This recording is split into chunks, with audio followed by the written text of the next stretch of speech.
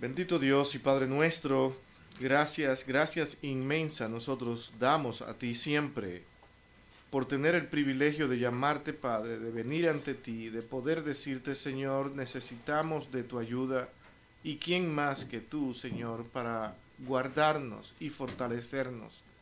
Gracias Padre por la confianza y la fe que tú has puesto en nosotros.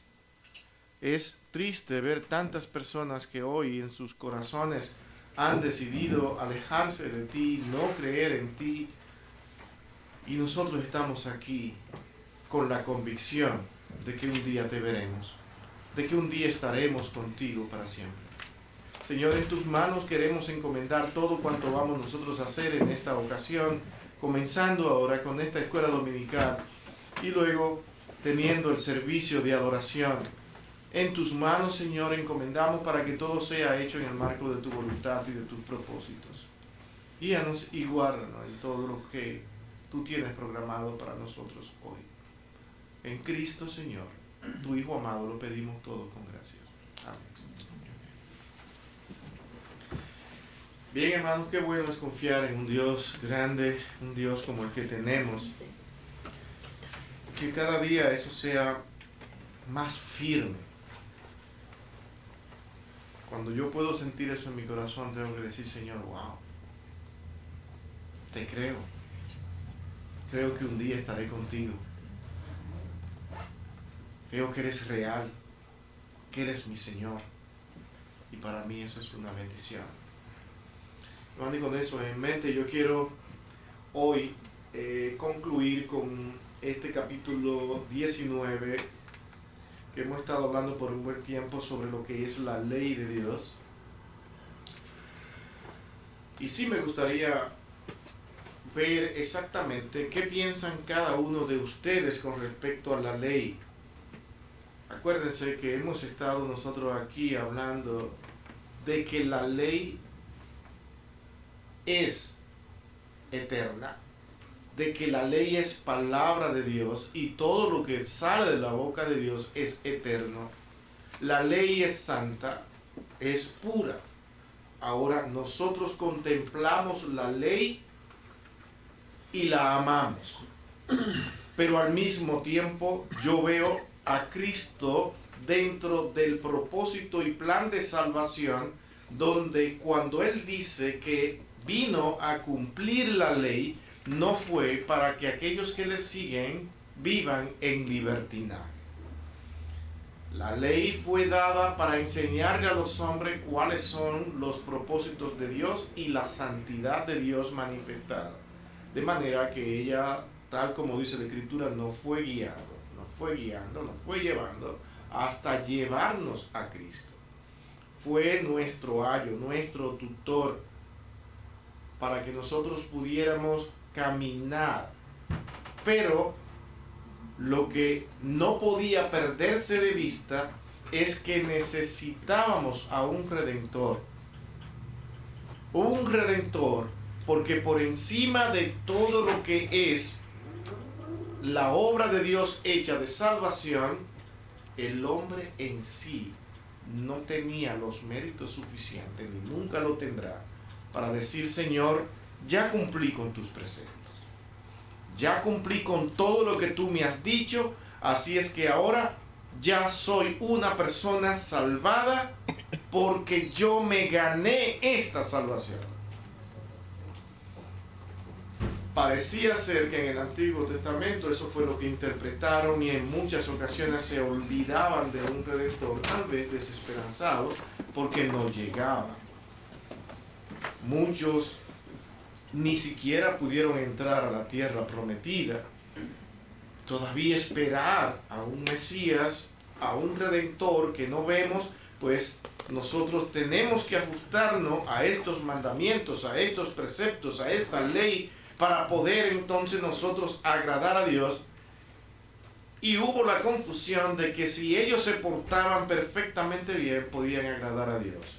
Pero aún en el Antiguo Testamento se decía que por más que hagan sus obras, iban a ser simplemente como trapos de inmundicia. Y esto era frustrante, porque tanto que yo hago, tanto que me esfuerzo. No podía ser frustrante porque lo único que tenía que hacer era mirar al Redentor y decir, Él es mi Salvador, en Él está mi fe, en Él está mi confianza. ¿Qué pasa en el Nuevo Testamento? Que ahora se declara y se dice, este es el Redentor. Él es de quien tanto hemos esperado y hemos hablado. Pero ya las gentes ya habían hecho, los judíos habían hecho una mentalidad de que el Redentor iba a venir para sentarse en el trono de David, y si era así, iba a ser un rey para controlar junto a ellos toda la tierra. Ellos iban a ser el mejor de los imperios, lo que iban, donde todas las personas tenían que someterse, todas las naciones, a ellos. Posiblemente esto fue lo que ellos interpretaron, pero vieron a un Cristo totalmente diferente y se molestaron, se incomodaron y dijeron, crucifíquenle, crucifíquenle.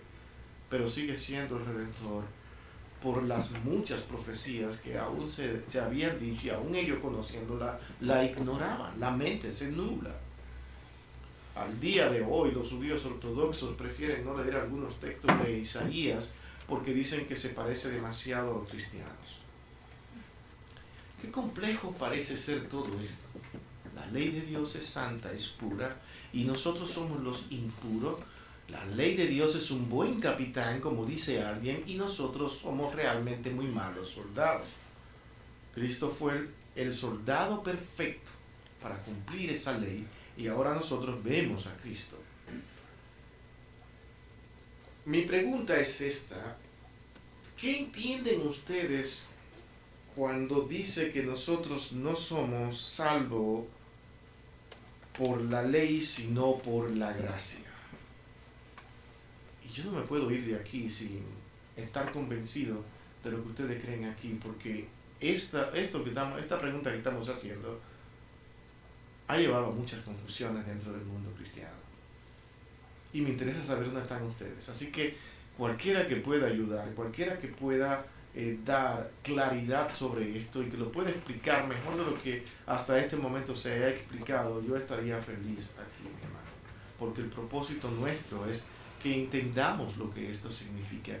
¿Qué entienden ustedes cuando la Escritura dice? Hay un texto que lo dice así, ¿no? Que somos... ¿Lo puedes leer si lo tienes ahí? Sería bueno.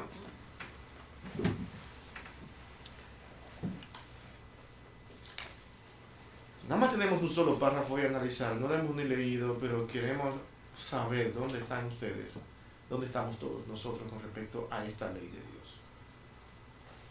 Versículo 6. 8. ¿Qué? Porque por gracia soy salvo por medio de la fe. Y esto no de vosotros, pues es de don de Dios. Por gracia soy salvo, por medio de la fe. Eso está hablando de otros textos, 8 y 9, que dice que no es por obra. Oh. Sí. Porque me vino. Ajá. Sí, eso es, me imagino así. No me acuerdo realmente si alguien tiene ese texto cuando dice que nosotros no estamos salvos bajo la gracia, bajo la ley, sino bajo la gracia. Pero sería interesante. Si alguien lo encuentra, me gustaría leerlo literalmente. De verdad que no me acuerdo, para serle honesto, dónde está el texto. Pero con eso en mente, entendiendo que eso es así, ¿qué entiende usted que ese texto dice? Que no es por obras. Nosotros podemos hacer supuestamente todo a la perfección y tratar de cumplir la ley que nuestro Señor nos dejó, pero somos insuficientes porque siempre vamos a pecar. Necesitamos de nuestro Señor Jesucristo, su sacrificio para poder ser salvos. Pastor, es Romanos 6:15. ¿Qué? ¿Lo puede leer? Sí. Que pues pecaremos porque no estamos bajo la ley sino bajo la gracia en ninguna manera. No sé si También está Romanos 3:20. ¿Puedes leerlo también? sí. Dice, ya que por las obras de la ley ningún ser humano será justificado delante de él, porque por medio de la ley es el conocimiento del pecado. Eso está más claro, ¿no? no va a ser justificado por las obras de la ley. Entonces, ¿qué hacemos con la ley? Ustedes tienen que entender exactamente esto aquí, hermano. ¿Qué es lo que es la ley de Dios? ¿Es eterna? Solamente vamos a entenderlo en lenguaje simple. Mi hermano, yo creo que no hay una manera más fácil de tú entender sin teologizar mucho estos textos que están tan claros y explicados en la Escritura. Tú solamente tienes que poner las palabras en su lugar, en el propósito de Dios y ver qué pasa. ¿Qué es lo que Dios ha querido desde el principio al darnos la ley? ¿Maltratarnos? Nos dio una ley que sabía que no íbamos a cumplir. Entonces, ¿para qué? Para Él sentarse en el cielo a burlarse de nosotros y decir, jamás podrán, pobres infelices. Esa es la mentalidad que usted tiene. Esa es la mentalidad que tienen muchos inconversos. Entonces tenemos que llegar a una conclusión nosotros, porque si no, ¿cómo le explicamos el Evangelio a esas personas que están en ese mundo de confusión y que preferiblemente ellos quieren encontrar una razón que los desligue de Dios? Pero no pueden vivir sin Dios porque la ley misma está grabada en su corazón y les habla diariamente, no importa quién sea. El hombre sabe lo que es correcto y lo que es incorrecto porque Dios lo grabó en su corazón. ¿No dice eso la Escritura? Esa es la realidad más grande y lo que más ha puesto a pensar incluso al mundo de la ciencia. ¿Qué pasa con el ser humano? ¿Cómo es que puede entender que hay algo que no está bien y algo que está mal? ¿Qué pasa? Valentina. No, lo que dice Romanos 7:7 dice, ¿qué diremos pues? ¿La ley es pecado? En ninguna manera. Pero yo no conocí el pecado sino por la ley. Porque tampoco conociera la codicia si la ley no dijera no codiciarás. Todo se va explicando. Es un ayo para llevarnos a Cristo, para guiarnos. O sea, que hay que entender que desde el principio mismo la ley siempre ha sido eso. Nunca te dijo, si me cumplen perfectamente, entonces agradarán al Padre. Suponiendo que la ley estuviera hablando directamente. Cumplan todos mis principios y entonces agradarán al Padre. Eso me lleva a mí entonces a entender otras cosas, hermanos. La salvación siempre ha sido por... ¿Están seguros de eso? Siempre ha sido por gracia. Dios todo el tiempo ha tenido que salvar al hombre por misericordia. Porque nunca el hombre ha podido cumplir esa ley. Ahora, otra pregunta. Entonces, ahora entendiendo eso, sí existieron personas salvadas por Dios en el Antiguo Testamento. ¿Cierto? Pero no por los méritos de ellos. Siempre ha sido igual. ¿Ok? Ivonne. Un ejemplo bien grande, el ladrón en la cruz. Ok. Él toda su vida se la pasó haciendo el mal, robando, pero en la cruz él confesó creer en nuestro Señor y nuestro Señor por gracia le dijo que esa misma tarde estaría con él a su lado. Si fuera por obras o por la ley fuera imposible salvarse, porque él no la cumplió en su vida. Exactamente. La mejor conclusión es entender de que siempre el hombre ha sido salvado por gracia y con un plan de redención, y que era Cristo. Todo el tiempo. Es fácil decir que nosotros ya no estamos bajo la ley y que ahora nosotros estamos bajo la ley de Cristo. ¿Han escuchado eso? Pablo parece haber dicho eso cuando dice que él no estaba sin ley, sino que ahora vivía bajo la ley de Cristo. Bueno, eso es lo que somos, la ley de Cristo. Pero, ok, perfecto. ¿Y cuál es la ley de Cristo? Es diferente a la del Antiguo Testamento. es que no es diferente. Es el cumplimiento de lo que Cristo hizo. Él cumplió la ley para que nosotros pudiéramos ser salvos a través de eso. Entonces vivimos bajo la ley de Cristo. ¿Y qué es lo que Cristo nos dice? Resume toda la ley en dos. ¿Cuáles son? A Dios sobre todas las cosas, que son los primeros mandamientos, y luego los otros, que son los que se relacionan con el hombre, y a tu prójimo como a ti mismo. Simplemente lo divide. Ahora, ¿qué hacemos con todo eso? Toda esa ley de moralidad que había en el pueblo de Israel, que estaban también programadas por Dios para que las personas entendieran que tenían que hacer ciertos rituales, ciertos sacrificios para entonces ellos acercarse a Dios. ¿Qué dicen Colosenses?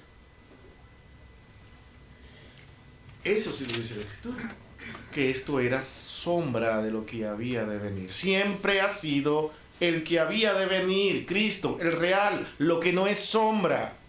Todo lo que tú hacías era porque Dios tenía en plan enseñarte que tú un día necesitarías ver a un cordero que no vendría de tus manos, de los hombres, sino de Dios.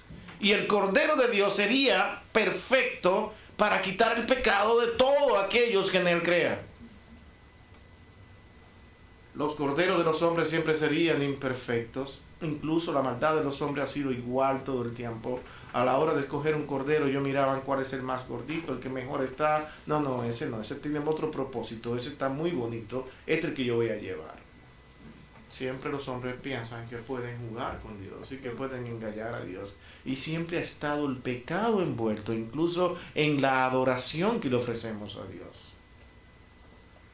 Y de ahí podríamos sacar tantas cosas de la manera que los hombres hoy adoran a Dios, donde una adoración al gusto nuestro, pero nos quedamos en la ley aquí. Fíjate todo lo que estamos haciendo, mi hermano, debido a la importancia. ¿Sabe por qué hago tanta redundancia en esto? Porque es que nos vamos de aquí y seguimos con muchísimas confusiones. Nos quedamos hasta ahora de que la salvación siempre ha sido por gracia, en el Antiguo Testamento y en el Nuevo.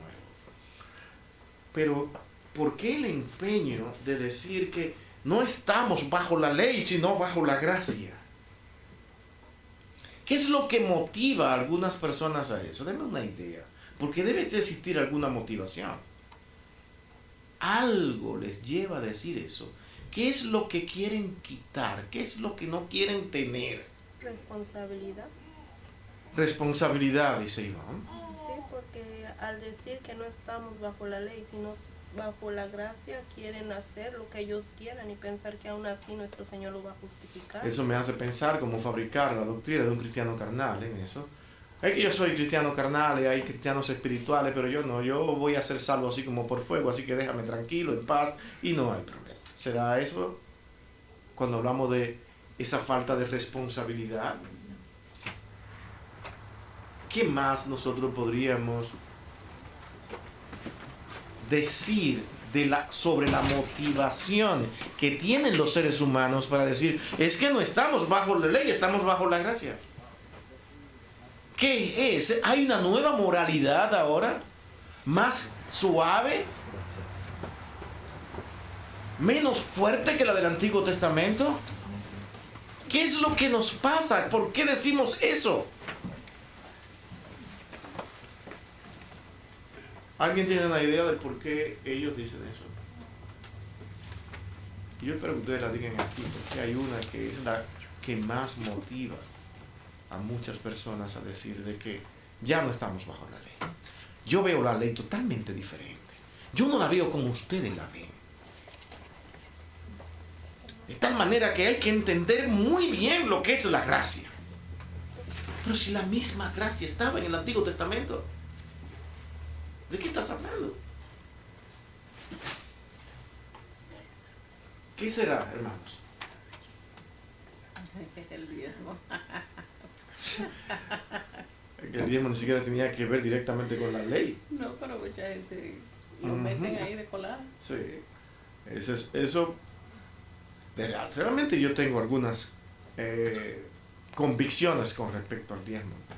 Y lo que No quiero hablar de eso mucho aquí ahora mismo, pero realmente debería ser una guía.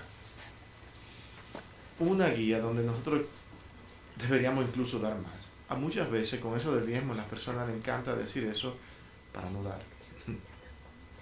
Y sentirse libre. ¿No? Y qué mejor que decir, estamos libres en Cristo. No tengo que ofrendar. Qué bueno es Dios. ¿No? A la gente le encantaría eso, una libertad cristiana. Y además, ya entendimos tantas cosas. Más libertad. Cristo nos ha llamado a libertad. Liberémonos de tener que congregarnos y reunirnos. Hermanos, hay una doctrina bastante fuerte por ahí, dando vuelta de que no hay necesidad de congregarse. De que eso es falso. De que Cristo no hizo ninguna enseñanza directa a que nosotros teníamos que buscar un lugar para congregarnos y reunirnos. Y que cuando dice que no dejemos de congregarnos como algunos tienen por costumbres, eso es que los creyentes nos busquemos, que nos amemos, que vayamos a las casas y que un día tengamos un servicio en una casa. Eso sería fantástico, pero sin la responsabilidad de líderes que solamente buscan utilizar las iglesias para hacer negocio y hacer dinero y un sinnúmero de cosas que inventan todo y perfecto. Dice, oh, qué bien, al fin yo necesito que me dejen en paz y hacer lo que me da la gana. Eso es lo que para el hombre significa libertad. Y buscan la manera de espiritualizar todo esto. Ley de Dios. Sigo. Es santa, es pura, es eterna, fue dada al hombre para dar a conocer quién es Dios, su pureza y su santidad. Continúa aún viviendo entre nosotros. La ley Dios no se la llevó y nos dio otros principios de moralidad cuando vino Cristo. ¿Estamos de acuerdo con eso? No hay principios diferentes. Dios es el mismo hoy, ayer y siempre, no tiene que cambiar. Él no tomó su ley y se la llevó y nos dio otra manera de vivir ahora. Porque cuando vemos a Cristo, lo que Cristo nos está dando a entender es simplemente, con todas las explicaciones que Pablo nos da, es volver a esa ley. Todo lo que tú lees en el Nuevo Testamento es la misma ley. Solamente que te está poniendo a ti como alguien que siempre tendrás que recurrir al Redentor. Ya lo tuvimos, ya lo tenemos, ya lo hizo por nosotros. Ahora nosotros lo que tenemos que hacer es, Señor, gracias por habernos traído a Cristo. Ahora entendemos plenamente que tú cumples tu promesa, que tú nos has salvado, que tú nos has redimido. ¿Se entiende? Leamos entonces, hermanos, este párrafo cuando dice, el párrafo 7 del capítulo 19 de esta confesión. Dice, los usos de la ley ya mencionados tampoco son contrarios a la gracia del Evangelio. Póngale atención a esto. Sino que concuerdan armoniosamente con él. No son contrarios. ¿Ok? Eso es lo que hemos estado hablando aquí.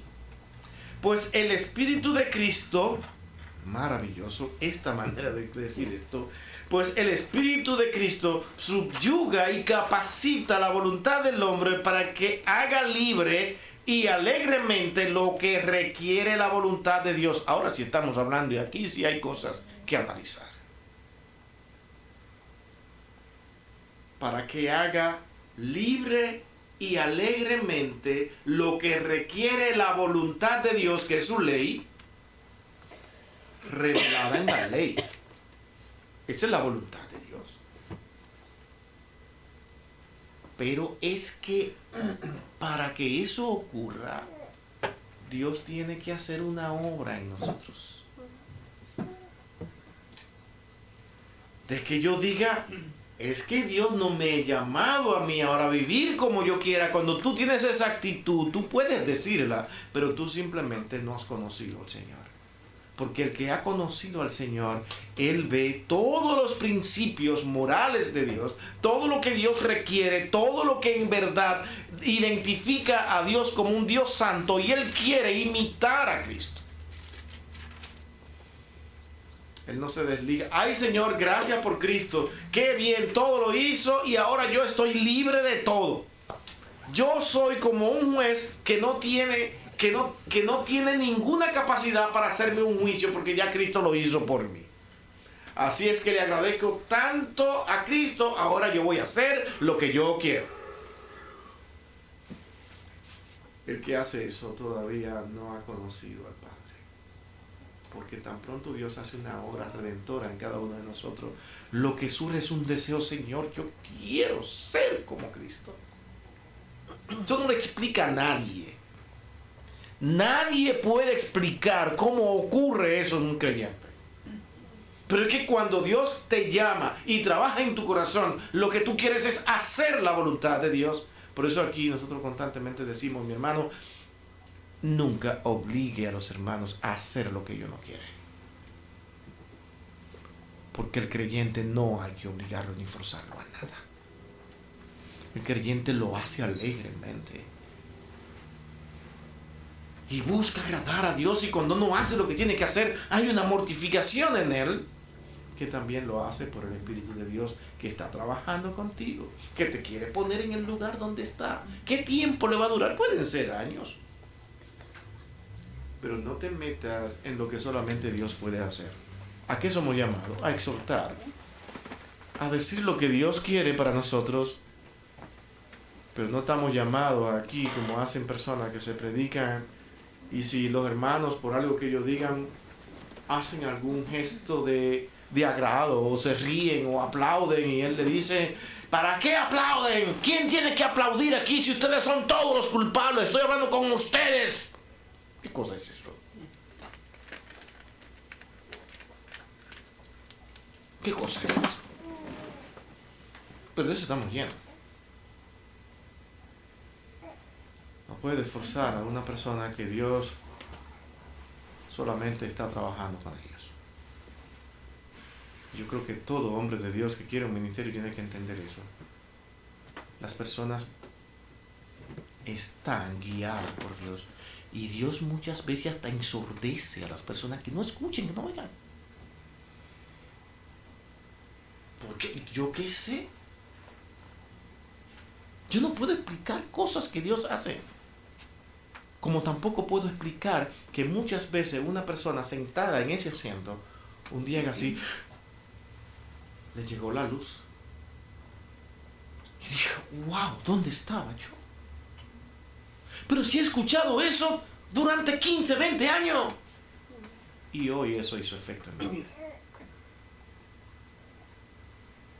Dios es quien trabaja. Ahora la responsabilidad es enseñar lo que Dios dice. Porque eso es lo que va a trabajar en cualquier momento. Como Dios trabaja con cada uno de nosotros, yo no lo sé. Pero sí me dejó claro que nosotros teníamos que ver a cada persona por sus frutos. Pero le tenemos miedo a eso. Yo aquí me encontré una enemistad porque yo dije, por sus frutos lo conoceréis. Y yo pienso, ustedes pueden tener el concepto que quieran, pero por los frutos que yo veo, yo pienso que es una persona no creyente. Usted tiene derecho a hacer eso. Porque el Señor le dice, hazlo. Tú puedes hacer eso. Es que el creyente, aún pecando, se sabe que es creyente. ¿O no? Ha fallado y tú sabes que es creyente. Ese es una persona que le duele su pecado, que lo sufre, que está atormentado y que no puede decir que no.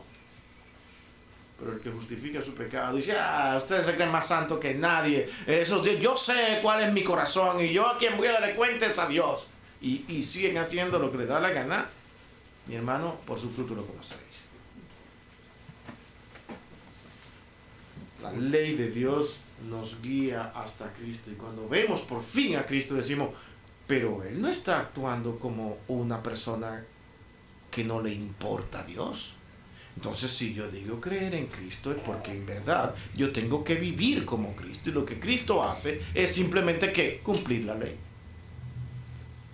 A veces no nos damos cuenta cuando decimos que a quien le vamos a dar cuentas es a Dios.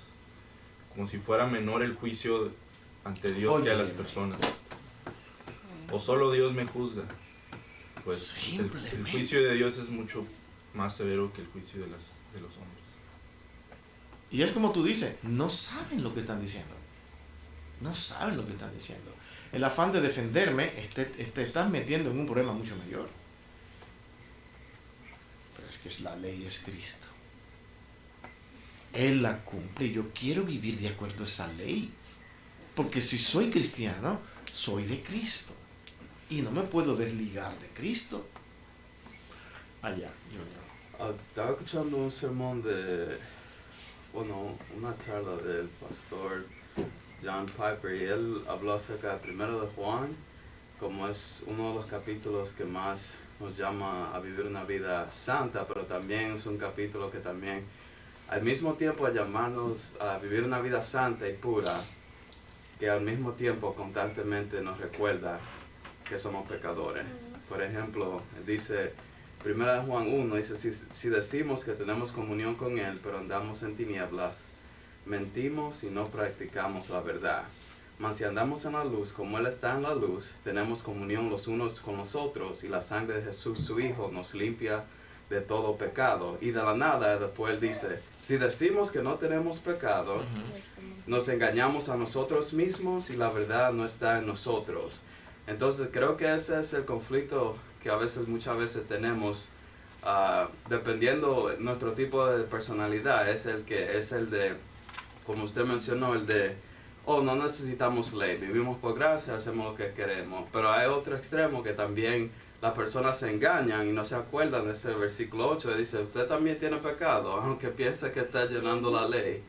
Y creo que también puede ser un poco complicado al ver a las personas como defendiendo su punto o algo, porque en el momento yo no he visto muchas personas que dicen, sí, estoy de acuerdo con lo que tú me has dicho, lo recibo perfectamente. Entonces la naturaleza de todo ser humano es justificarse.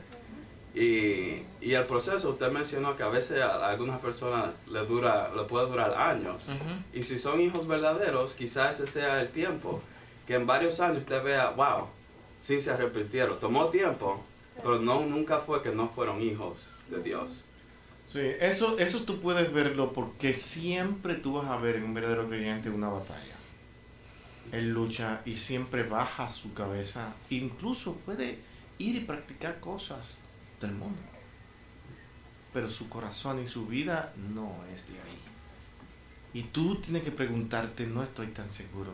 Pero es que hay personas que te hablan, claro. Que tú no tienes duda, no le importa a Dios. Dios es un beneficio y punto. De lo que más yo dudo es de las personas que ven a Dios como un beneficio. Porque Dios es algo así como una lámpara que yo tengo, que yo froto y le pido y me da un deseo. Eso no es Dios. Dios simplemente te salvó por misericordia y por gracia sin que tú te merezcas nada. Y si quiere te da y si quiere no te da. Y le da a uno y le da al otro lo que Él quiere darle. E incluso con los dones mismos lo hace. Él reparte como Él quiere. No es como yo quiera. Señor, yo vengo a ti, pero te hago una promesa. Yo me voy a entregar mi alma a ti, pero el don que yo necesito que tú me des es este. Y el Señor te da el de barrer la iglesia. Para poner un ejemplo, ¿no? Dice, pero Señor, ¿en qué fue que quedamos? Entonces tú tienes la determinación de decir, no me complaciste, entonces me voy. No eres un creyente. A ese creyente que quería ese don y Dios le dijo, este es el que tiene, él termina diciendo, Señor, gracias, esto es lo que me diste, pues lo voy a hacer con gozo, con alegría, porque esto fue lo que tú me diste. Eres un creyente. Porque acepta lo que Dios le da y le hace, y tú lo vas a ver practicando toda tu vida, aceptando lo que Dios le dé, donde esté y como sea. Pero el que vive protestando mucho es porque ¿quién necesita un Dios para que le dé y le complazca? Y eso deja mucho que ver. Gálatas 3:21 y Jeremías 31:33. Vamos a ver esos dos versos para comenzar con esto. Y es importante, mientras buscan este verso, mi hermano, hay una de las cosas que llevan a las personas a decir que no estamos bajo la ley, que debemos pensar que esto ya no es una rigidez en el Antiguo Testamento y que tenemos derecho a decir que, bueno, pues para qué guardar el día de reposo si esto era exclusivamente para los judíos. La pregunta: ¿formaba el día de reposo parte de la ley de Dios? ¿Sí o no? Sí. Sí, ¿verdad que sí? Ahora, ¿el día de reposo fue dado exclusivamente a los judíos? Solamente para ponerlo a pensar aquí. Fue dado desde el inicio mismo. Y no había ni judío, ni gentil, ni griego, solamente humanidad, creación de Dios. ¿Y qué dijo Dios? Por causa del hombre. ¿Por qué puso el ejemplo? Yo descanso, se cansa Dios, ¿verdad que no? Entonces, ¿por qué lo hace? Por causa tuya y por causa mía. Dice que tienes que descansar. Él sabe las criaturas que hizo. Pero en ese día tú no lo vas a tomar para hacer lo que tú quieras. Comienza a meditar y apártalo para mí. Es un buen tiempo para tú recordar al Señor. Pueden surgir emergencias, cosas que pueden pasar. ¿Qué fue lo que no se entendió cuando se le entregó a los judíos tratando de ser más santo y más puro que nadie? Pusieron cargas que nadie podía llevar. Y se hizo norma cuando no fue lo que Dios nunca dijo ni enseñó. ¿Se entiende? Pero el día está ahí. ¿Cómo es posible que yo me justifique en un día que es del Señor para yo ir y hacer cualquier cosa? Hoy no, hoy yo estoy en fiesta. Hoy yo tengo unos invitados y estoy aquí, me tengo que quedar. Trae a los invitados a la iglesia, enséñanos, dale testimonio. ¿Se entiende? No, muchos no hacemos, complacemos a los invitados porque ellos desde sí nos llamaron. A mí no me vas a llevar a la iglesia. Dice, no, no te preocupes, yo me quedo contigo aquí. Le estamos ayudando a ellos. Dice, bueno, pues mira, si tú no quieres venir, no vayas, pero yo sí voy. Yo te amo, te aprecio, te respeto y voy a hacer todo lo posible para que te sientas bien, pero yo a la iglesia voy. Ese ejemplo es importantísimo a la hora de decir, yo respeto un día de reposo. Como también debes entender que lo respeta cuando muchas veces tú eres enfermera o enfermero o eres bombero donde por obligación tienes que trabajar un domingo. Y Dios va a ver que tú tienes un día para descansar. No es el que todos los hermanos, la comunión con los hermanos juntos ahí, todo otra vez congregarse. Es que es necesario congregarse. Como el ejemplo que le puse de un hermano que tomó siempre su día libre y era el martes. Y ese era su día de reposo. Él hacía todo como si fuera el domingo. Yo necesito ese día para estar con Dios. Y todos necesitamos un día para estar con Dios.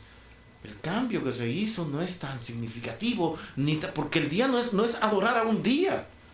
Es adorar un día con propósito. Eso fue lo que hicieron los apóstoles, entendieron eso. Dice, pero si nuestro Señor resucita, este es el día que nosotros vamos a escoger para estar juntos, para recordarlo siempre. Cuando hacemos del día un Salvador, ahí sí estamos en problema. Porque eso se aclara también en el Nuevo Testamento. No es asuntos de días. No es compleja la Escritura, es que nosotros nos confundimos y explotamos nuestra mente con cosas que nada tienen complicaciones. Sencillo. Gálatas 3:21, ¿quién lo tiene? 5 minutos nos quedan. Dice Gálatas 3:21. Luego la ley es contraria a las promesas de Dios en ninguna manera. Okay. Porque si la ley dada pudiera vivificar, la justicia fuera verdaderamente por la ley.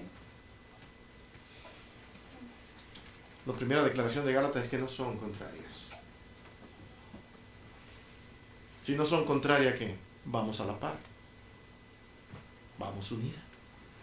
es el mismo propósito siempre. Yo me imagino que los Gálatas, ¿qué es esto? Acuérdense que había un problema en Gálatas, ¿no? Entre si ser judíos, practicar lo que dicen los judíos, lo que siempre se ha practicado, o servir a Cristo, o las dos cosas. Y Pablo tuvo que enseñar acerca de esto. No están contrarias, son una. Es que el problema es que no estamos mirando la obra de Cristo con claridad. Y de que siempre así hemos sido salvos por este Redentor nuestro que es Cristo. Jeremías 31, 33, ¿quién lo tiene? He aquí que vienen días, dice Jehová, en los cuales haré nuevo pacto con casa de Israel y con la casa de Judá. 33. Pero este es el pacto que haré con la casa de Israel, después de aquellos días, dice Jehová. Daré mi ley en su mente, y la escribiré en su corazón, y yo seré a ellos por Dios, y ellos me serán por pueblo. Daré mi ley. O sea, ese es el nuevo pacto. Pero es su ley. ¿Cuál ley? ¿Es otra diferente o una añadidura más? Algo que no conocíamos. Es la misma ley. Dice, ahora le voy a dar algo más fácil de llevarme. He entendido de que fue muy difícil, fui muy duro con ustedes. Ahora voy a bajar un poco la guardia y lo voy a llevar más. Eso de bajar la guardia, ¿se entiende? Nosotros decimos, deseamos llevar, darle menos fuerza a eso, ¿no? Ser más suave con la ley. Dice, ahora lo voy a poner más suavecito, le voy a dar nueva ley. Le va a dar, no, es que él dijo mi ley. Y cuando todo el mundo escucha esa palabra, ¿de qué está hablando? De la ley que ellos conocen. Esa es la ley de Dios, no hay otra. Dice, pero es que hay otra. No hay otra. Es mi ley, la que ustedes conocen, esa misma. Y va a estar grabada en el corazón. Es que siempre ha sido así, siempre. Ese es otro punto interesante a tratar aquí. Siempre ha estado ahí. Lo que pasa es que el hombre tenía que entender de que la ley de Dios estaba ahí en su corazón. Cuando viene Cristo, ellos ven que esa ley ha estado ahí. Pero Ezequiel explica mucho mejor esto. Es que ahora yo les daré un corazón de carne y no de piedra. Porque la dureza del corazón del hombre le llevaba a decir, yo puedo, yo sí puedo, no necesito más nadie. Es un corazón duro que piensa que no necesitan a Dios para hacer lo que es correcto, lo que ya estaba en su corazón, en su mente. Van a ver claramente que la ley de Dios ha estado escrita en su mente cuando vean a Cristo y vivan por Él. Y la obra del Espíritu Santo guiándonos a toda verdad, trabajando con nosotros, una obra perfecta que comenzó a funcionar ya sin ningún rito, no hacía falta nada de eso que solamente era sombra. Ahora todos estamos inclinados a mirar a Cristo, donde ahora nuestros corazones han sido circuncidados, no en la carne, no hay una circuncisión en la carne, sino interna, en el corazón. Todo esto tiene que ver con la obra de Dios que a partir de Cristo comenzó a funcionar perfectamente sin depender del hombre, y los hombres ven eso y dicen gracias a Cristo. Y no pueden orar ni acercarse al Padre sin terminar una oración diciendo es en el nombre de Cristo. Hermano, hay algo glorioso para el que cree. Creer en Cristo trae la paz más grande que un hombre pueda tener. Descansa. Ahora ve que es la única verdad que existe en este mundo. El creyente que ha conocido a Cristo siente paz, porque ahora no lo convence la ciencia de nada, no lo convencen los ateos de nada. Su fe es tan grande que todo lo ve claro. Y descansa en Él. Van a venir problemas a sus vidas, dificultades a sus vidas, aún siendo creyente. Y tu fe basada en un Dios soberano te va a llevar a descansar. tendrás sufrimiento, tendrás angustias, pero recordar a Cristo es mi paz. Porque yo sé que Él existe, que Él está ahí, que Él vive. Mi hermano, si hay algo que es verdad, verdad, es que Cristo es el Redentor del mundo y que el plan de Dios es perfecto y que Dios está ahí, que un día nosotros nos encontraremos con Él, y eso es ley de Dios, dada a conocer al hombre, sin la cual no puede vivir la humanidad completa, porque conocen lo que es la ley de Dios grabada en sus corazones. Y eso no los deja tener paz. Por eso es que a un ateo tú le hablas de Dios y se enfurece, se molesta. ¿Por qué? Porque no hay paz en su corazón. Tú no eres quien para venir a decir lo que Él tiene que hacer. Porque el ignorante eres tú, no Él. Él ha dedicado demasiado tiempo para dar a entender que Dios no existe. Ok, no crea que Dios existe, pero entonces tú tienes que tener una razón para eso. Y que de todo, ¿qué es lo que ves? No pueden explicarlo. Y eso les enfurece. Nadie puede vivir sin creer en algo. Nadie en este mundo. Cuando tú tienes la ventaja de decir, Señor, tú eres mi Dios, mi Señor, gracias. Quiero leer un último texto, y es Tito 2:14. Con eso nos despedimos. Tito 2:14, hermano, que alguien me lo lea.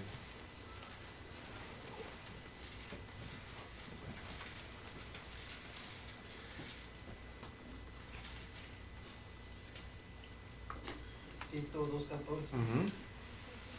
Quien se dio a sí mismo por nosotros para redimirnos de toda iniquidad y purificar para sí un pueblo propio celoso de buenas obras. Eso es todo.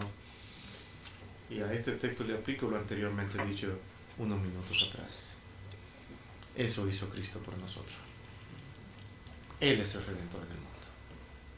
Y en Él confiamos. Vamos a orar. Bendito Dios y Padre nuestro, gracias por tu ley. Gracias por enseñarnos el camino a la verdad y mostrarnos tu santidad en palabras escritas. Conocemos, Señor, que estas palabras no pueden describir a plenitud todo lo que tú eres, porque aún nuestras palabras están contaminadas por la imperfección del pecado. Pero gracias, Señor, porque podemos ver que eres un Dios no igual a nosotros, un Dios compasivo, lleno de gracia y de misericordia, que aún mirándonos a todos perdidos y condenados, has decidido salvarnos y llamar y escoger a algunos. Gracias por Cristo. Eres tú, Señor, quien un día tendrá que hacer notar a la humanidad la realidad a la que ellos hoy se oponen y no quieren enfrentar. Ayúdanos, oh Dios, a permanecer y vivir predicando tu nombre, hablando de nuestro Señor Jesucristo y su obra redentora. Nadie puede sacarnos de la realidad más grande que le ha ocurrido a este mundo. Gracias, Señor, porque pudiéramos ser el peor de los incrédulos, sin embargo, hoy nos tienes sirviéndote. Cuídanos y guárdanos, Señor, y trae gozo a nuestras vidas. Porque te lo pedimos, Padre, en el dulce nombre de tu Hijo amado Jesucristo, todo con gracia siempre. Amén. Amén. Hermano, Dios le bendiga.